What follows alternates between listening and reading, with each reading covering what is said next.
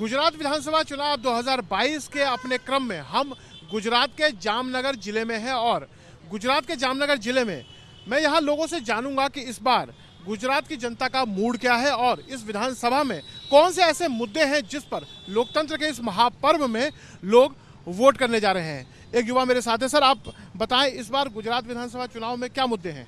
जी, मुद्दे तो हमेशा से वही रहते हैं जो कि बेरोज़गारी रहता है या तो जो चीज़ों के दाम बढ़ रहे हैं उसके रिगार्डिंग ज़्यादातर यही मुद्दे रहते हैं। लेकिन मेरा ये मानना है कि मुद्दा जो होना चाहिए वो बेरोज़गारी या जो भी पैसे का दिक्कत है उससे हटके देश के विकास के ऊपर होना चाहिए, ना कि इसके ऊपर कि भाई हमारी पार्टी ये करेगी हमारी पार्टी वो करेगी।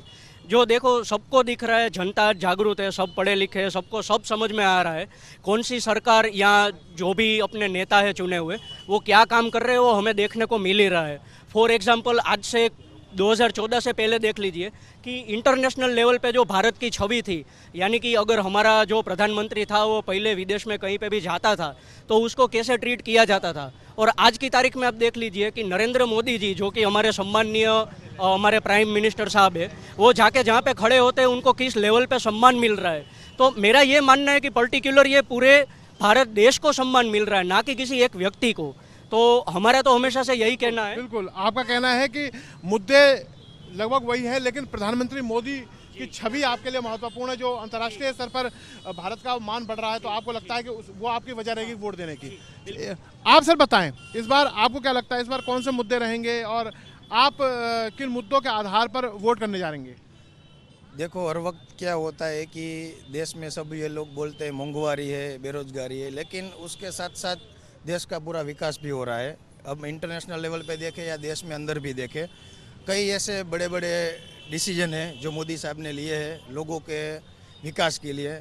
राम मंदिर जैसे देख लो, कश्मीर में 370 का जो कलम हटाया है वो भी एक बहुत बड़ा मुद्दा है देश के लिए, ठीक है।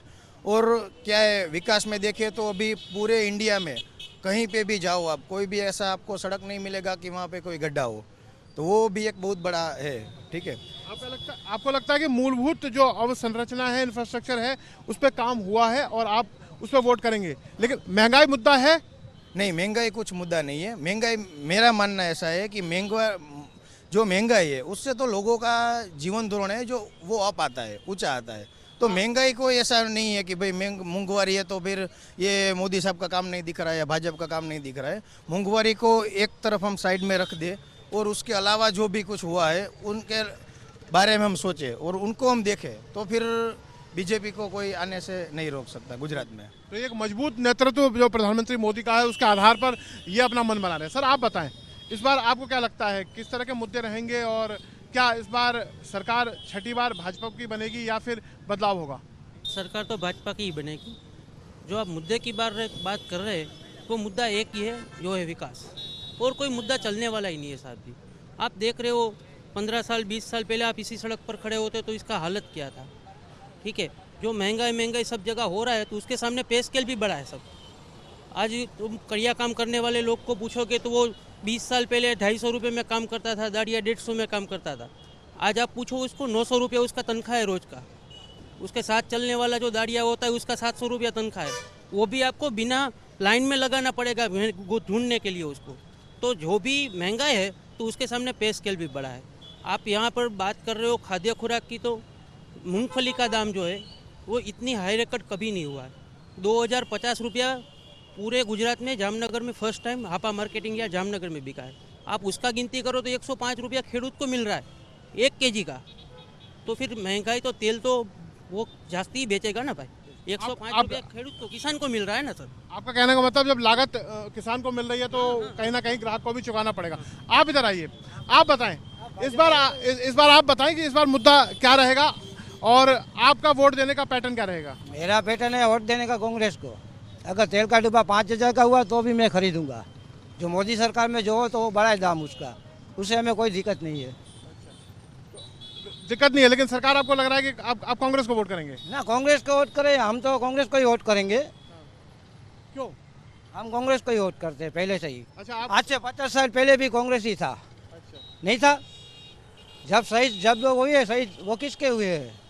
किसी भाजपा का या भाजपा का कोई शहीद हुआ है कोई शहीद?